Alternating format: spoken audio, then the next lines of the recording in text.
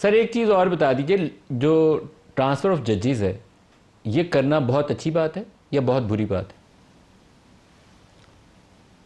دیکھیں، transfer of ججز کی جہاں تک بات ہے، یہ کہ ججز کو ان کی رضامندی سے بغیر ٹرانسفر کیا جا سکتا ہے، یہ چیز شروع میں بھٹو صاحب نے یہ 1976-77 میں جب وہ پانچویں چھٹی آئینی ترمیمیں لے کے آئے تھے، اور اس وقت بھٹو صاحب اس وقت during the end of his tenure وہ کوشش میں تھے کہ جوڈیشری کو کنٹرول کیا جائے۔ اس کے بعد ضیاء الحق صاحب آئے، انہوں نے وہ پاورز مزید ایکسپینڈ کر دی۔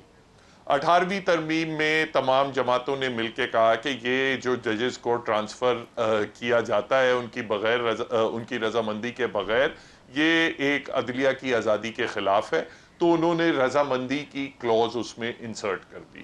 اب وہ 27ویں ترمیم میں رضامندی دوبارہ نکال دی گئی ہے، اور مقصد صاف ظاہر ہے۔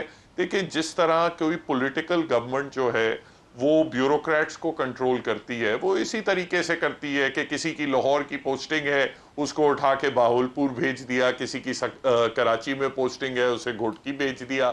تو پولیٹیکل گورنمنٹس تو کنٹرول بیوروکریسی کو تو ایسے ہی کرتی ہے، مگر جہاں تک بیوروکریسی کا سوال ہے، دیکھیں bureaucrats are suppose to be subservient to the government. مسئلہ یہ ہے کہ آپ جب ججز کو بھی ٹریٹ کریں گے کہ آپ حکومت وقت کے سبسروینٹ ہوں گے، تو ایک آزاد عدلیہ کا وجود آپ ختم کر دیتے ہیں۔ اور آخری بات میں یہ کروں گا، دیکھیں یہ لوگ کہتے ہیں کہ ریاست کا ایک ستون جو ہے عدلیہ ہے، یہ بات بھی درست ہے کہ کئی ایسے ممالک ہیں دنیا میں جہاں آزاد عدلیہ کا وجود نہیں ہے۔ آس پاس میں آپ دیکھ لیں، آپ سعودی عربیہ میں دیکھ لیں، نارتھ کوریا میں دیکھ لیں، کئی ایسے ملک ہیں نہیں ہے کہ وہاں کبھی آپ سنیں، چائنا میں دیکھ لیں، کبھی سننے میں نہیں آئے گا کہ عدلیہ جو ہے وہ حکومت کے کسی فیصلے کو ریورس کر رہی ہے، کوئی بلاک کر رہی ہے۔